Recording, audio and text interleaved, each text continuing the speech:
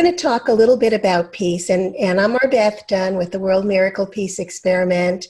This has been an amazing ride for the past 5 months. We have been meditating daily. I have been meditating daily, and a wonderful host of guest hosts have been joining me in sharing their wisdom in conversations about peace and leading the meditation every day. So we have gone for 5.5 months without pause. Well, we had a little pause in June, but we have gone since then without missing a beat. And during that period, we have had some wonderful results, and which I'll be sharing with you during the meditation today. Very, very exciting. So we're talking a little bit about peace. We're talking a lot about peace. Let's talk about what conditions are necessary for us to be peaceful.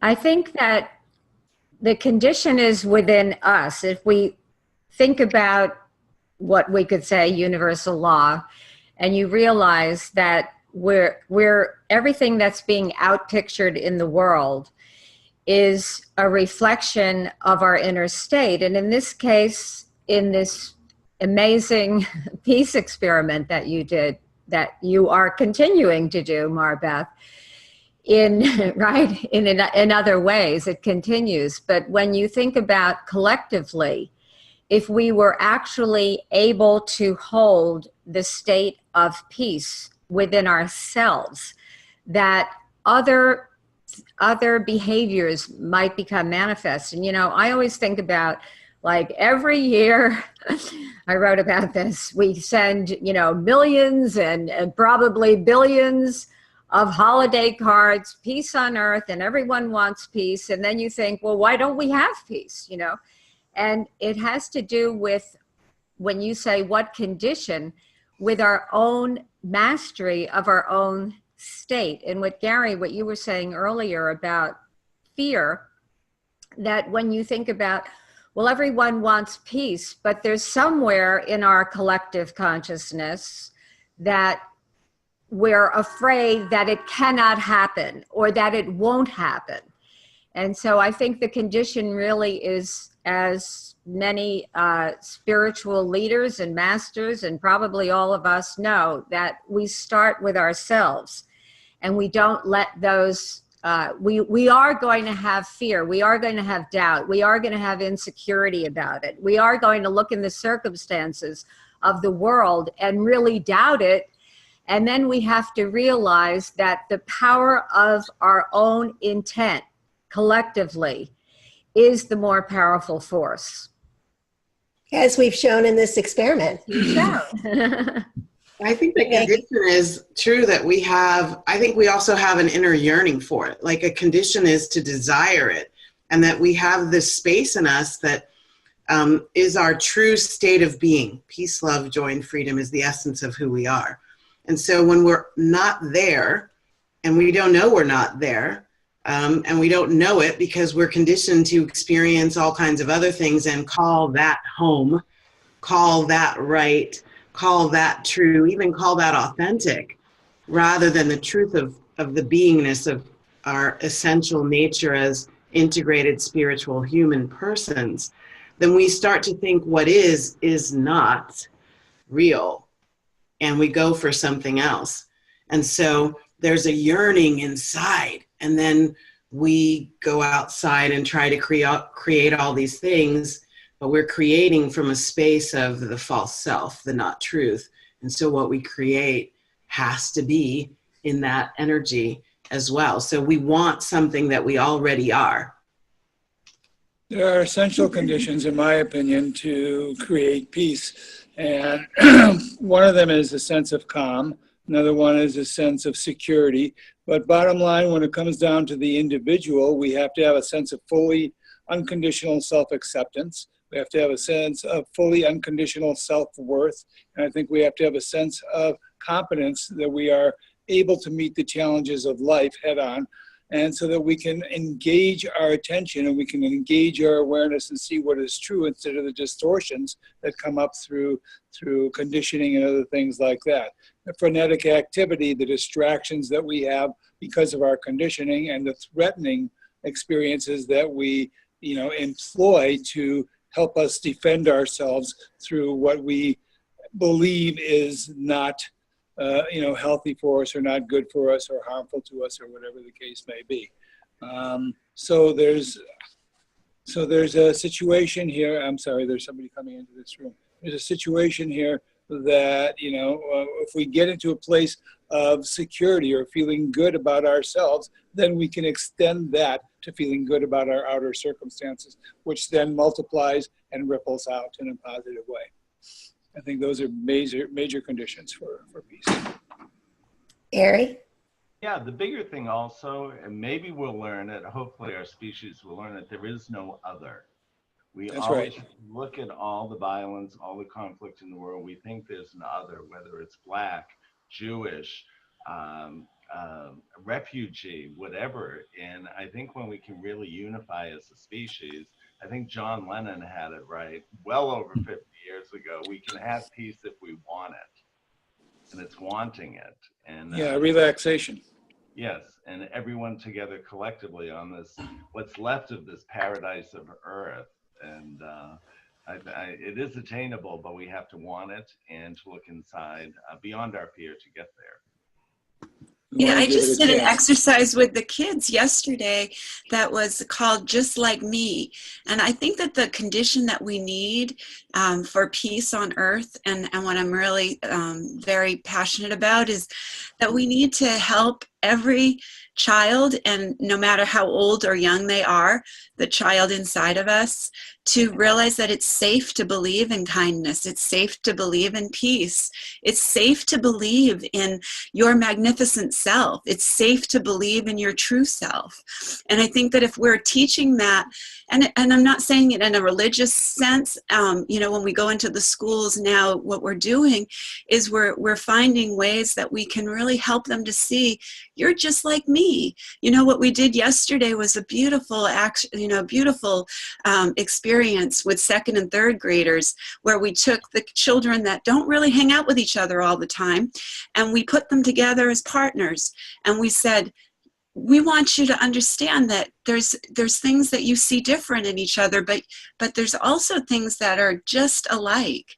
And so we went through Just Like Me, and then they did the loving kindness exercise, where they said, may you be happy, may you be healthy, may you live in peace. And I think that's what we need on a large scale in our world, is to believe in kindness, believe in peace, believe in each other again, believe in the goodness in each other again, and stop seeing so much of the differences and really start to find the common ground. Amen. And I use it in my college classes as well. So it seems like we can never outgrow that exercise of calling in the one at an individual level and then looking for it everywhere that we are present. So beautiful when you see them see each other and go, oh my gosh, yeah, you're just like me.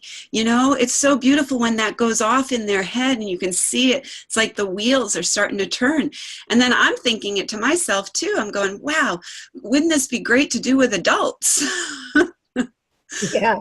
Robert, did you want to say something? Yeah, and it's also understanding the big picture, that, we never see the whole picture God paints for you. And what we see around in just in your general surroundings may look dark or just in the chaos of that. But when you pull back, you have to trust. And peace is about trusting the divine that's within, so you're never without. And it's looking at the whole thing. And I just know that whatever the picture is, whatever's happening around you today that may be negative or causing you to have fear or doubt, there's a bigger picture at play, and it's always beautiful. And you need to trust in that bigger image. And for me, I was in a deep meditation, and I went through, it's almost like going through an elevator. And when I got to the top, beyond love and all of those things, it was peace. So peace is just the highest level of love for me.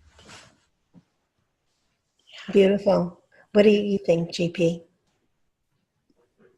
Well, as long as we put, I love what Robert just said, because it taps into peace not as a condition at all, but as the absolute state of being.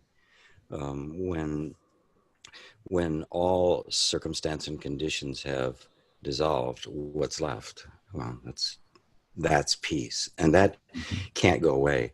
I think one of the mistakes we make is trying to see it as a condition that has to be created, and then as a result, we're going to be fighting each other is the right way to do it, and what peace means to you and what peace means to me, and this is inevitable, right? But if it becomes the very substance of being that we discover, well, then there's no conflict any longer. There's no disagreement. It's not a matter of opinion. It's simply a matter of what is a self-recognition that becomes a universal recognition, and that has to come from both directions. I mean, it has to come from within, and it also has to be expressed in our actions. Without it, it's kind of the Vedanta and the Tantra approach. You have to have both of them. Right. Whatever I come to see within myself, I am obligated to act that out as best I can, to give that voice, to give that expression, to give that an embodiment. Right. So it gets made flesh, and the end result then is that it becomes just its power is drawn from the utter truth of it, but then that power is utilized. And it's incredibly effective at basically overturning even the worst conditions, because you're not coming at it from the point of trying to create peace. You're coming at it as peace. Beautiful. Yeah. So as we embody peace, we create it all around us, which is very beautiful. So let's talk about some of the ways that we block peace. Oh gosh, there are so many. Yes, there are so many. Pick an emotion. Yeah, exactly. Is there so I many? don't think you can. I think that's probably the big mistake. We think we're blocking it. In fact, we're just obscuring it. You can't see the sun, but it's there. I don't care how cloudy the day is. If we realize it as an absolute, unmovable, unchanging substance, it becomes a completely different conversation than I've got to get back to peace. No. You simply have to clean the lens from everything that contradicts it.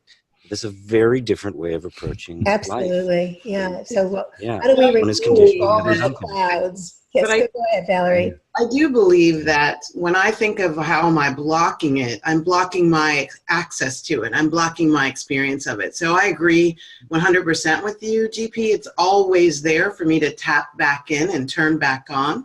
Right. But there are things that have happened in my life and interpretations of those things and the way that I create myself and my relationships that have obscured, like I've been the obscuring force, not necessarily something else.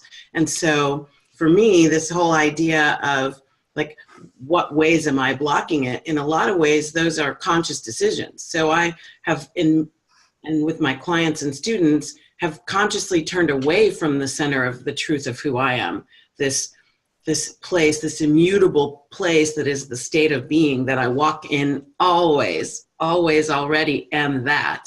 But obscuring it is me turning away, thinking that I'm something else, me interpreting external behaviors as a slight or something targeted at me, me deciding that something that happened made me a victim. And like Marcus Aurelius said, this isn't an exact quote, but it's similar to this, that if we let go of the idea of the slight itself disappears. So the interpretations that I put on my world, the world, you, are ways that I completely obscure the essence of who I am.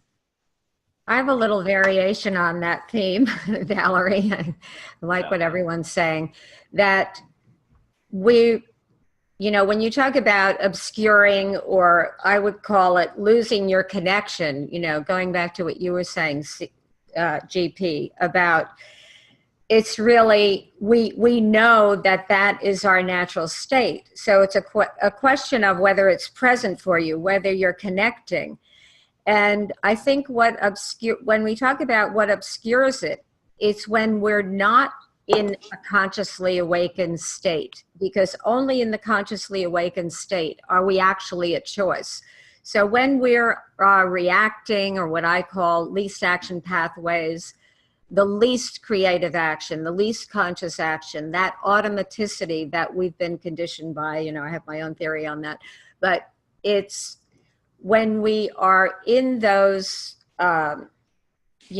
what you were saying, Valerie, about taking reacting to being slighted, or seeing something in the news and seeing a candidate or a government leader that you don't agree with, or whatever. It's how do you maintain peace? Which is all of them, pretty much. in real life. Because if we're saying that we want to live the highest virtues, it's one thing, and I have a quest that we as a humanity go from merely knowing the wisdom to actually living it, the walking, talking embodiment. So when you look at the high virtue of compassion, can we view our government leaders, or let's say any public figure that we're all aware of because they are public figures, and still bring forth by choice compassion, not because you agree with them,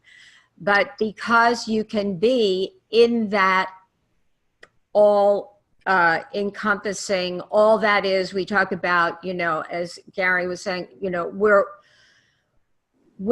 there is no, right? We have distinctions, but no actual separation. We're all part of this, all that is, infinite intelligence, source creator, whatever you want to call it. Then we have to be able to be the level of mastery where we can bring forth compassion, even when we vehemently do not like what's going on or what someone is saying. Otherwise, it really is just all talk, as far as I'm concerned.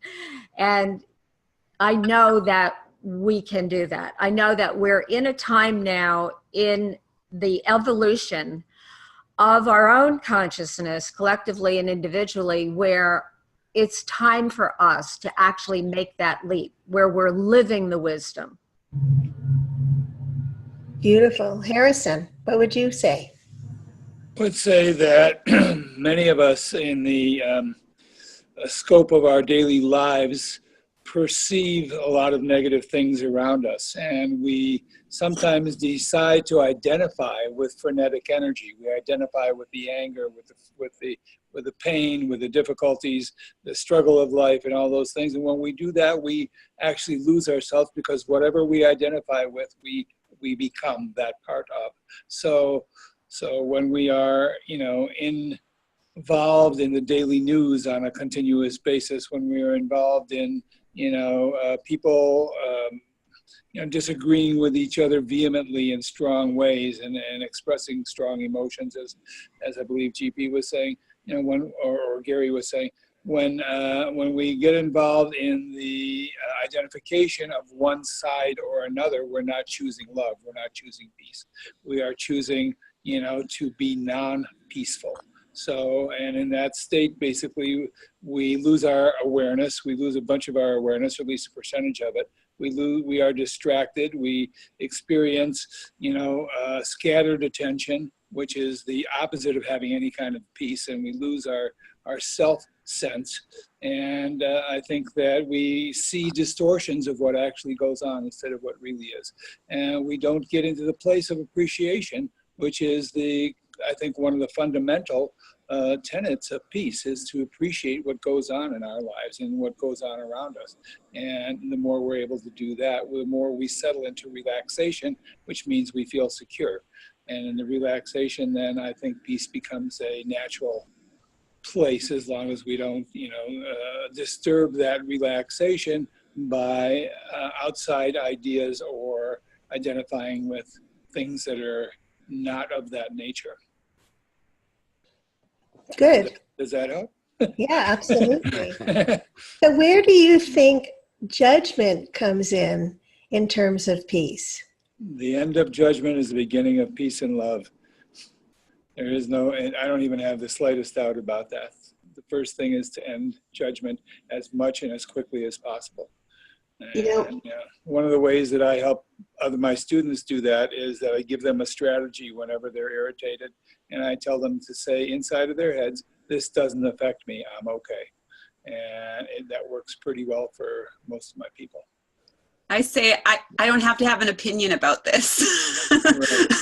I remind myself, I don't have to have an opinion about this. When I find myself going into the feeling of judgment or criticism about myself or about somebody else, I just say to myself, I don't have to have an opinion about this. I can choose to not have an opinion. And that's helped me a lot. You know, the trouble that I run into with this word judgment is that it's very big and all encompassing. And so I have, on a college campus where people are, there to use their intellect and their judging, discerning capability, I get the question of like, well, don't I need to judge certain things? Like, don't I need to judge whether something's right for me or whether I should be in this degree program or that degree program or whether I can spend this amount of money or not? And so the way I've been able to work it out for them is, if the word judgment isn't one that serves you, what about the word criticalness? Like, what if in discernment, you could stay in the neutral zone? So you could stay instead of judging everything as, or discerning something as good or bad, right or wrong, evil or not evil, what if you could just say, is this serving me? That's kind of important. How does this serve me? The way I'm feeling, the way I'm evaluating, what benefit is it to me? And stay in neutral from a critical nature point. So I can still evaluate, which is the essence of judgment, right? Evaluating something, but stay in a place of neutral where I'm not taking it to the space of making it an either or duality perspective, as opposed to, okay, well, it is, and I'm going to receive it as it is, and then I'm just going to discern without criticalness whether that's serving me or not. Judgment implies placing a label on something, and the label is what takes us off of our ability to be at love or peace or whatever. So the moment we label someone as, bad or an asshole or something as, really horrible and heinous or whatever the case may be, instead of saying, okay, these acts happen, and separating the label from the factual, or as much of the factual stuff as we can discern, then we come off of our center. So any label takes us away from our peace. Gary? Yes. Also, ultimately, is acceptance. If you really look at the peace and acceptance, when you can accept, can we, a 200-year-old, under 300-year-old nation, accept Saudi Arabia, a 5,000-year-old nation, as it is, without putting our overlay of how we think another country should be, another nation, another people should be? And I think if we could get to self-acceptance and acceptance of others, there'd be great peace. The biggest metaphor that I always see, that I've noticed on shamanic journeys and stuff like Dark Night of the Soul, outside in a medicine wheel for 24 hours, was nature is at peace. It's always at peace. It's always yielding, even if there's wind, even if there's rain, even if there's an earthquake. It's just yielding in there without judgment. Should I never be a tree because there'll be wind or rain one day? Of course not. The tree will just yield to whatever is in the moment. And I think as a species, if we just have more acceptance for things, people as they are, situations and nations as they are, maybe mind our own business a little bit, that there would be great peace in the world. Sorry. Yeah, I just love GP's example of the sun always shining, and it's there and you need to trust that. And I love putting things into a metaphor. And if you visualize yourself as that sun, it really answers all the questions, because the sun, no matter what's going on, still has to rise and shine. And shining is sharing your love, your kindness with others, and understanding that that light is always within you. And that's the connection to this peace. And understanding those things. So no matter how stormy the day is, how cloudy it is, the sun still has to get up and bring its light to the world. And when you put yourself in that metaphor, that's peace to me. So I as soon as he said that, I just started seeing pictures of how that all connects together. So I love those types of examples. So we have this beautiful light shining within us, but we manage to have all of these layers of clouds that hide it. So the object is to remove the clouds and let our light shine. Right. Beautiful. Did you want to say something, Diane?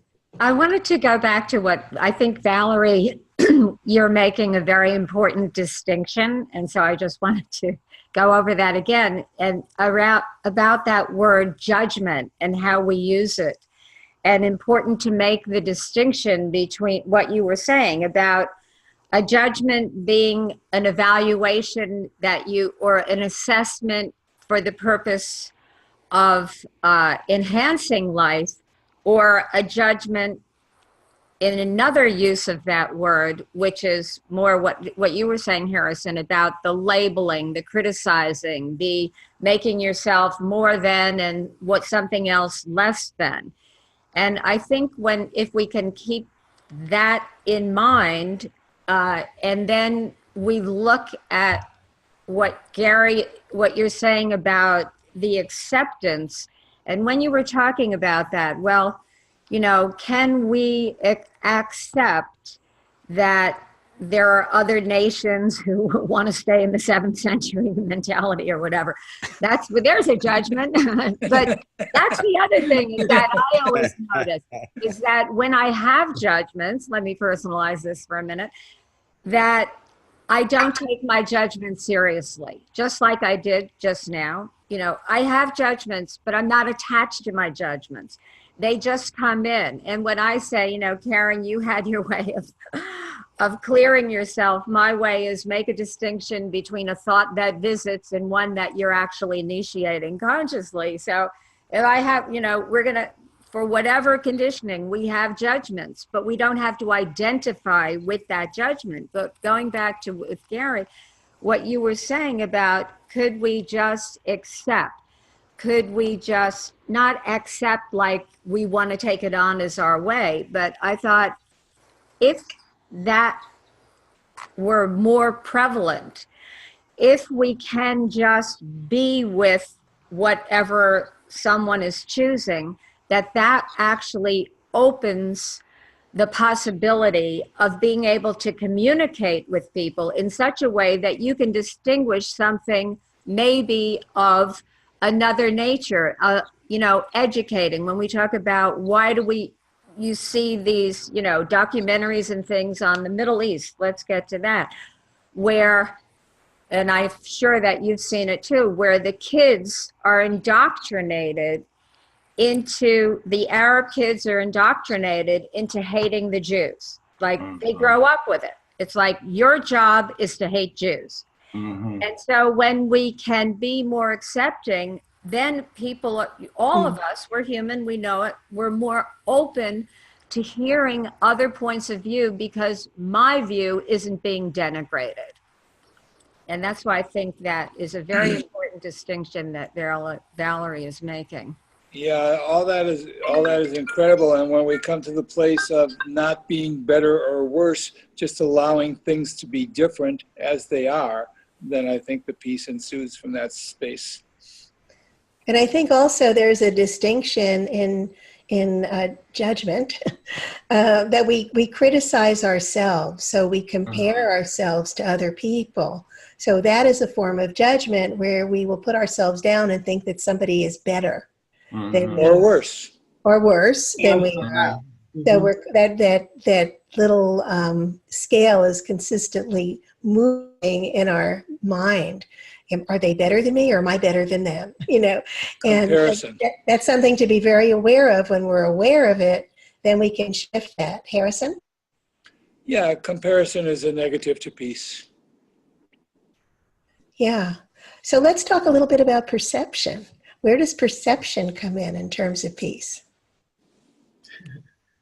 The way you perceive anything is going to create your interpretation of it. It's like this Full experience of it. little toxic soil from which a really toxic tree can grow, or it can be a beautiful, fertile soil from which beautiful flowers can grow. The perceptions that I have had in my life have come from conditioning. I think that, you know, we are all in that space of, we learn how to interpret things. When we're really young, we have a sensation, right? There's a painful sensation, a hot sensation. It's just a sensation. And then there's a reaction to the sensation. So we might notice that the caretaker, also known as the mother or the father or the teacher, freaks out when there are certain situations. Oh my God, don't touch that. And so now there's an interpretation of a sensation. Ooh, I'm thinking I want to touch that. And now somebody around me is freaking out and they might smack my hand. And so conditioning around a perception that something is good or bad, right or wrong, what I'm going to serve me, going to protect me, going to love me, all those things come from the way we experience life. And that, to me, that's the reason why 300 people could look at the same exact thing at the exact moment in time and get 299 different perceived interpretations of what that thing is and what it means. I love teaching from the movie The Vantage Point. I bring that into my classrooms and I talk about what is this movie saying? And it's basically everybody's fixated on a thing and they all walk away with a different idea of what happened. And how do you chase that back to the seminal moment when actually what was happening? And so perception to me is the catalyst for all of it. And should we change our perceptions, that's what I was saying before about the Marcus Aurelius quote, that the whole experience shifts. I perceive that you guys are all wonderful and beautiful. But that's a judgment. And amazing. When I was in my darkest state, I was also trying to be an artist. And during those years, one of my favorite artists was Picasso. And as I studied Picasso and his cubism, what I realized was that he was looking at the same thing in the same way from multiple angles all at once. And it is all that exactly what you're talking about, Valerie, is that, you know, the only difference between a fact is the perception. So it is where we view that from the right side, left side, upside, downside, whatever the case may be. And all perception is just from the point of where you're viewing things from. And so that, you know, that became really an eye-opening experience for me to understand that you could shift two inches to the left and see something, or 10 inches to the left, see something totally different than what you were looking at on the other side, and still be in the same place without moving yourself, or just moving your head. So, Gary? Yeah. I'm sorry, go ahead, Harrison, finish up. No, go ahead, that's fine. I'm good with that. Yeah, and if we look at the global stage, how perception is created as well, because a lot of our defense budget, which is like over the top, and every nation on earth has its perception, good nation, bad nation, good people, bad people, and how that's manufactured by the media, because a lot of people are almost like mind controlled to believe something that could be a total lie. But the perception is media will feed us the truth, and then we'll react to that truth, which really is an untruth because it was manufactured intentionally to keep you in fear. So I think we really have to discern as a culture, especially American culture. I mean, media is all over the world, but we seem to have a fear box with the 24/7 news cycle, with Saudi Arabia being the top story right now. Over Khashoggi's assassination, I would say, or perceived assassination at the embassy there. So I think we have to watch how we feel inside as opposed to what's coming at us. And we're almost being told to either have fear or whatever, when really it's just the chatter of the talk box, the squawk box known as media news. We need to understand what we're being influenced by and why. Absolutely. Well, I want to bring in something from quantum principles, the observer effect, which I think is probably one of the most important quantum insights. And that is, and it relates to what we're saying, but I like to make a distinction between perception, which is of the ordinary five senses, you know, what Valerie was saying about you touch something, it's hot, you make an evaluation from that. But And observation, the observer effect, it means what you hold. It's not what you see visually observing, it's what you hold in your awareness. This is how I would distinguish observation.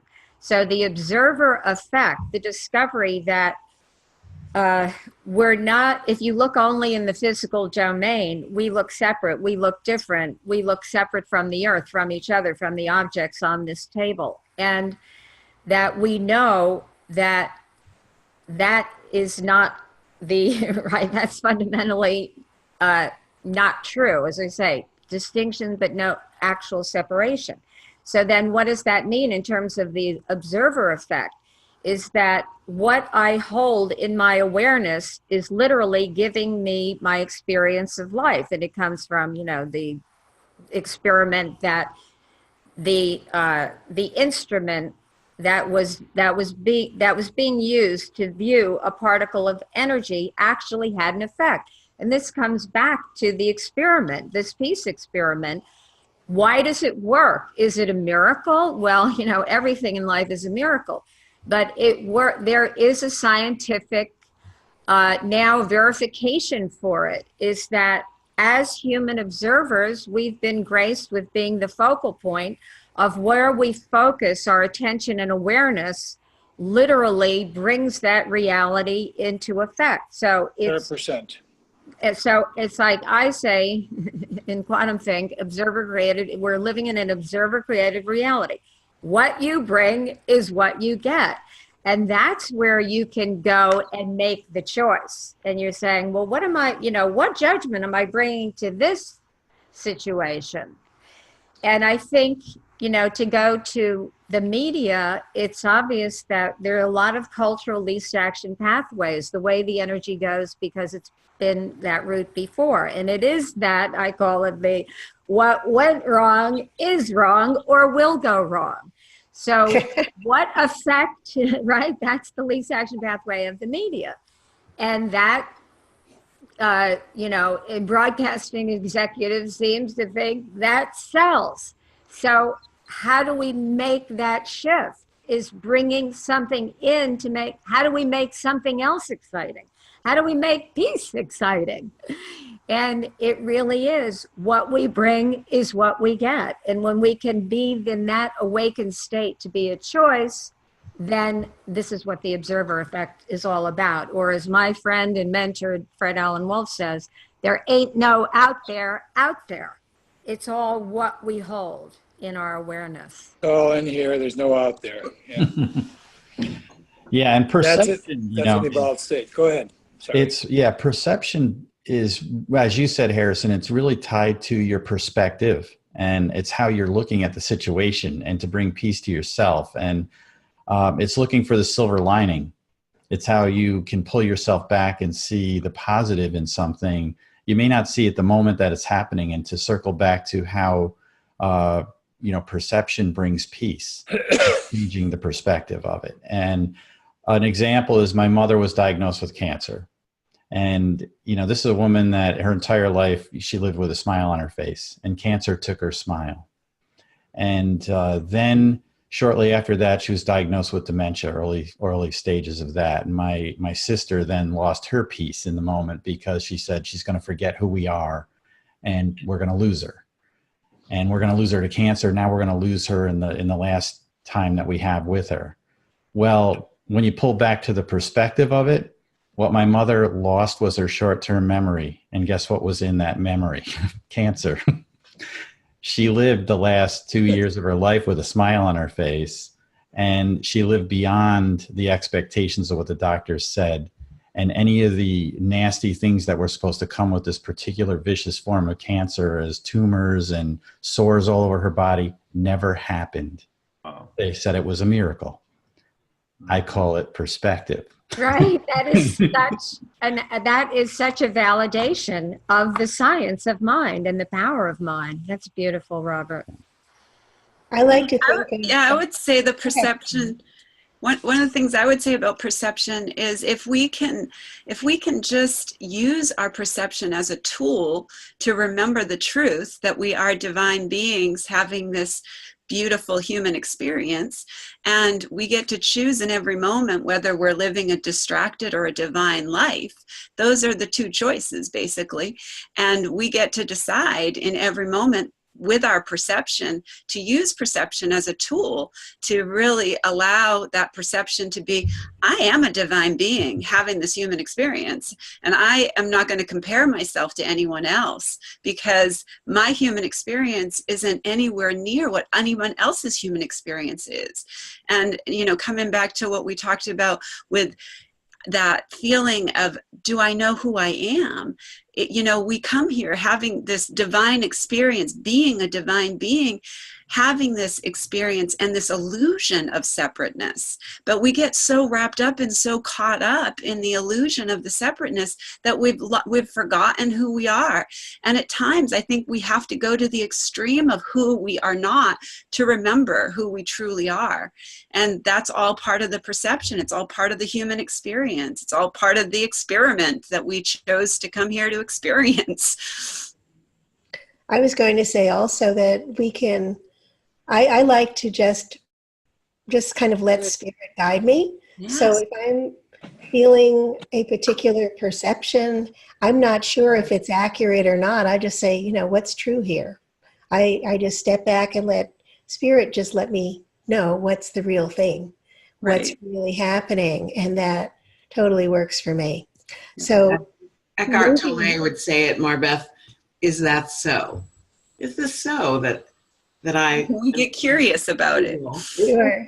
Is this so that this disturbance is caused from something outside me? It's a beautiful question to get back to what's really true here. Yes. So I've just opened the door to what is the role of a higher power in achieving our peace? We are that. To me, it's like you go the 11th mile in the concept of the oneness. It means I am the divine.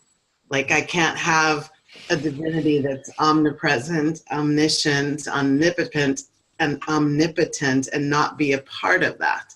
And so to me, the presence of the divine is the essence of who I am. I walk and talk it. I am the vehicle for the divine to be everywhere present in this moment with me, as me. And so it's the anchoring, I think, that gets me out of seeing myself as human only, gets me back into believing the truth of the bigness, you know, that magnified essence of who we are, the magnificent essence that is the capital M-E of each and every person on the planet. What if we could see that in each other? You know, what if we could just see that in everyone that we meet and realize, wow, that is the divine, that is the magnificent self. What if we could encourage that in people, in children, and see it, and just honestly just be it and see it, and not try to analyze it, not try to fix anybody, just see that goodness, see that love, see that kindness. And even if they're giving you a different appearance, even if they're giving you a different, you know, circumstance that think, well, wait a minute, I don't know, I can't see the divine in that. But honestly, that is part of the human experience. It's part of this growth, is trying to come back to remembering that we are all divine, having this temporary manifestation of this human experience.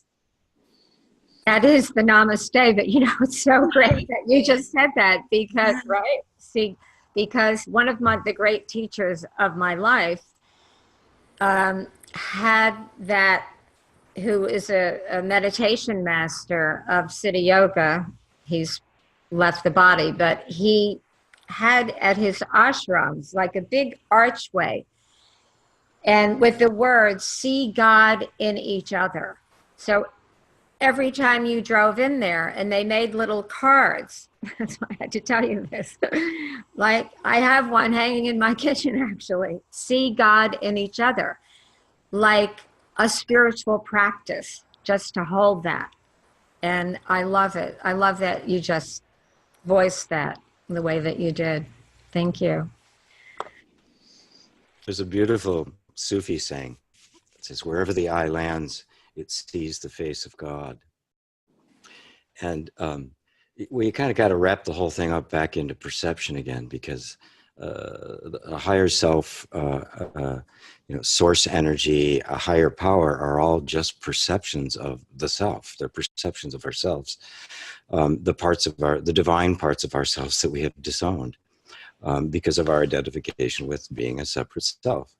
When that is seen, there's no divine being having a human life. There's nothing but divinity. We label it. We have a perception. We call this human. We call this divine. But that, once again, is just the egoic mind elects to make division. This is good. This is bad.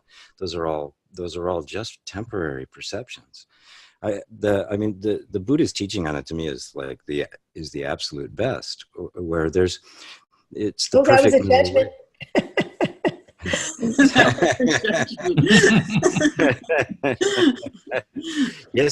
Yes, it was. Yeah, yes, it was. And I'm sticking to it. The perfect middle way doesn't get stuck anywhere. It doesn't take a position. Well, I shouldn't say, but it's not free of position. It takes the position momentarily, as is needed, right? In every given moment, we have to choose between two things. I always choose love, right? Whatever the opportunity is, I choose love. That's a moment, and then you let it go. The problem only comes when you take a position and you turn that into an absolute, right? And now you are stuck in that position, and that's suffering. It's very telling that the word suffering in the Buddhist text comes from the Sanskrit word dukkha, and the word dukkha refers to the hub of a wheel that has gotten out of true and can no longer turn, which means that it's stuck. It's stuck in a position. And it's also kind of interesting because the word chakra means wheel. So what you're talking about is the moment you take a position and say, this is what it is, you have become stuck there. You have become identified with it. You are now that. Your options are gone. You are limited. You have just put yourself in the box without even knowing it, because you think, oh, this is the true position. Well, it isn't. Ultimately, all positions are empty. All teachings are empty. Everything we're doing is empty. There's no absolutes here. There's only what is the most significant, that which brings out the best in this moment. And that means showing up at every moment as empty, as with no agenda. You show up as nobody. Who are you? Nobody. Yeah. That's the ultimate acceptance, because it isn't like you accept things that are obviously horrendous, right? That are destructive, but you're not stuck in a position. There's no judgment. It's a very clear thing that happens very spontaneously in the moment. It's not egoic. It is not. It's coming from the higher source, or what we call the higher power. It feels like it's a higher power because we're so identified with the lower power, but in fact, it's nothing but yourself. Right. And the divine is also the sanctioning of all things as they are. So the divine allows, as they are, as sanctioning of all things as they are. Without that, without that, that's when issues begin. That's when all the negative. Yeah, well, either the divine is doing it all, or it's doing none of it. I mean, if we create a sense of a separate self, then suddenly we're mucking up the works. Well, you can't muck up the works. What? How can I possibly muck up the works? Who am I to muck up? The guy who thinks he's mucking up the works doesn't exist. Or the guy who thinks somebody else is mucking up the work. That's correct. Yeah. We just kind of created our own, we've just created a position. Now we're stuck in there going, oh, shaking our fingers. It's like, and even the guy with the hook on the Gong Show. Oh, yeah. Especially him. Diane? Yes? Do you want to add to that? Well, I just want to say that I think of it as we're simultaneously the transcendent, all that is, as GP and Harrison have beautifully and funnily said. And at the same time, we incarnate to play these roles for whatever reason we make up, why we're here, to learn, to evolve our soul's journey, or, whatever the quote perception is of anyone's interpretation on I'm that. just here for the food. I thought you were here for the music. I got a couple of things too. That too, right? Okay.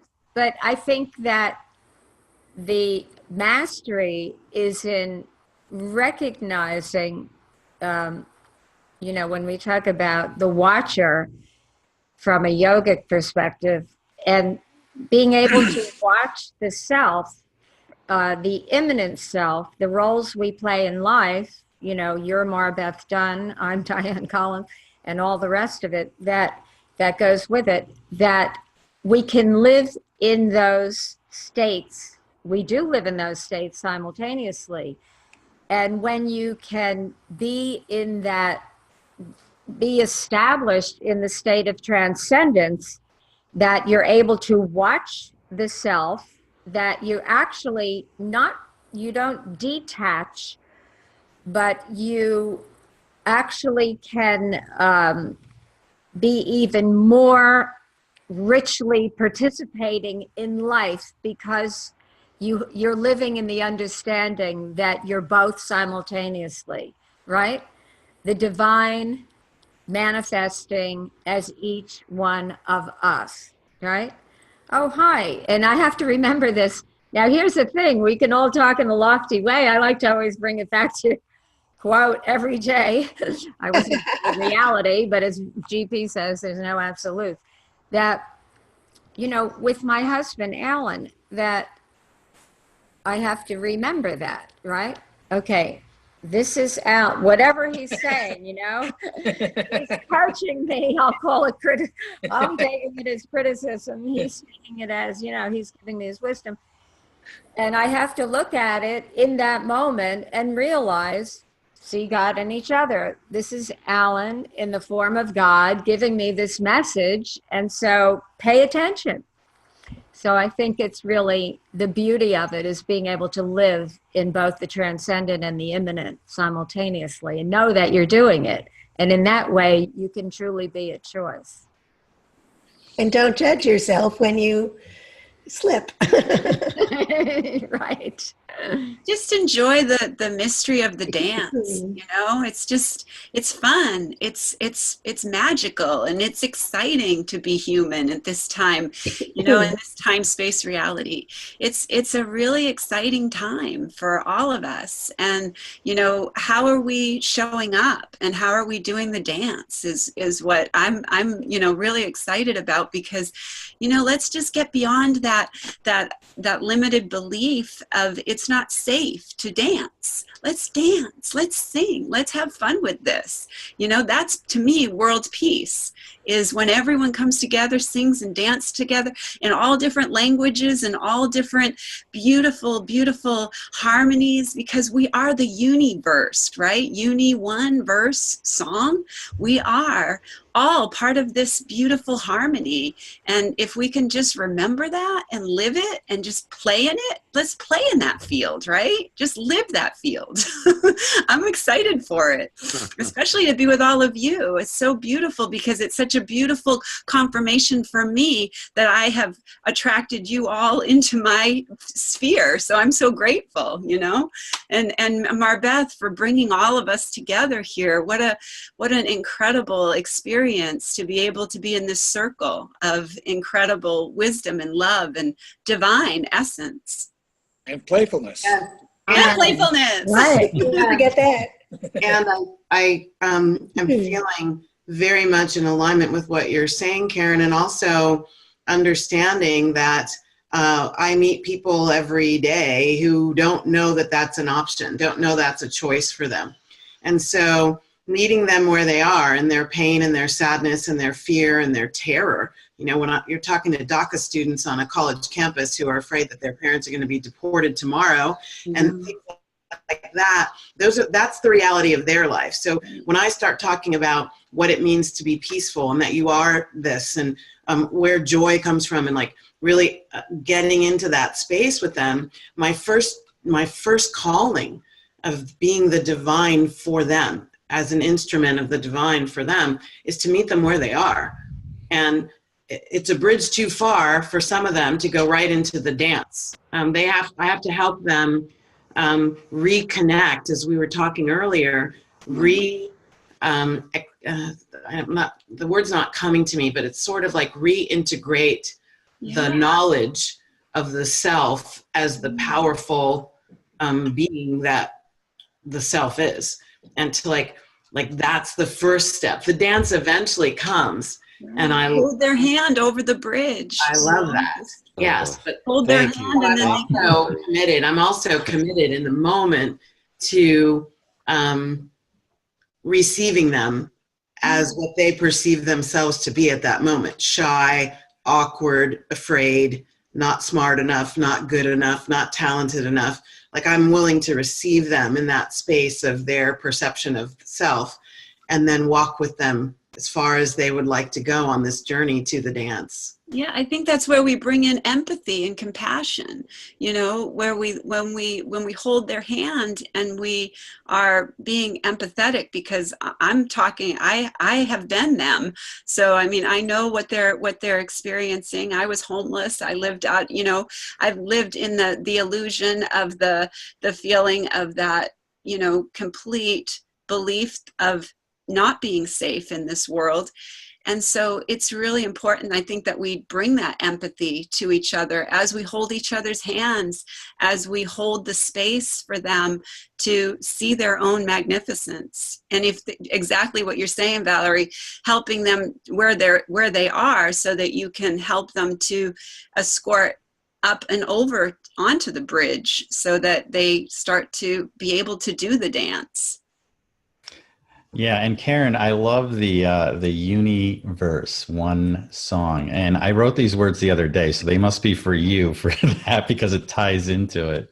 It was, "Be still in your heart, for that is where the gentle whispers of peace and the sweet songs of love will be forever heard." Wow. One song. Oh, that's beautiful, Robert. Beautiful. So that's it. I think that just sums up. I have to jump off in a moment. I think it's probably time to end this then. Yeah, I have one other little thing. I grabbed these just before I jumped down here, and these are just to leave you with. Be renewed, fears released. This year is yours. Be at peace. Beautiful. My little for Harrison, you can put that to 11-11. What a time. 11-11. Yes. What a perfect time. Thanks, Robert.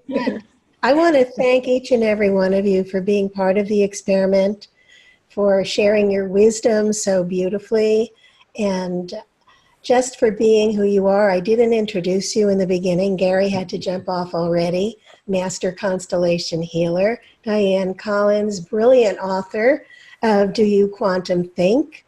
Robert Clancy, amazing poet and author and TV host.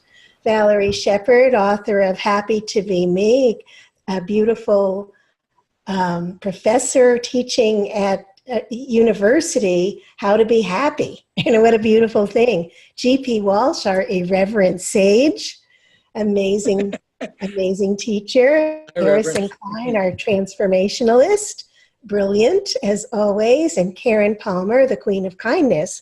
So we have an amazing group of people here today sharing wisdom.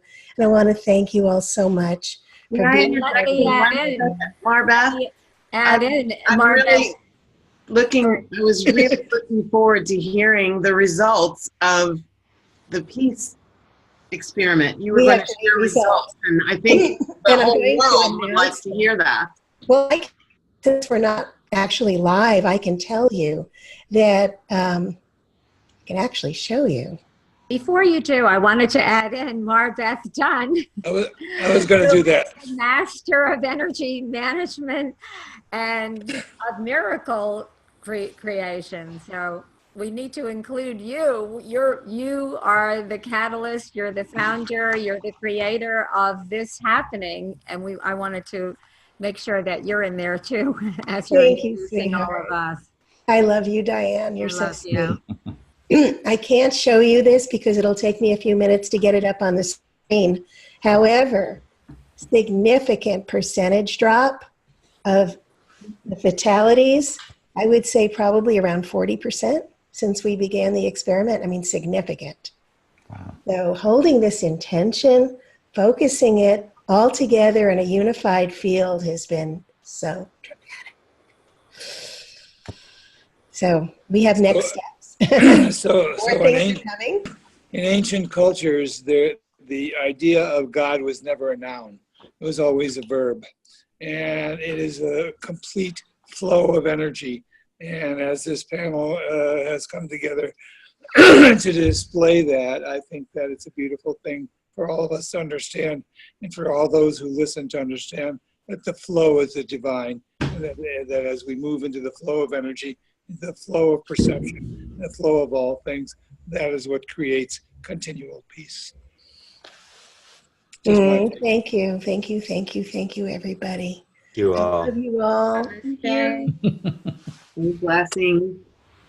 Blessing, So blessing. many blessings. Hi, lovely to be with everyone. Bye, thank you. Thank you all. Namaste. And if you have fear,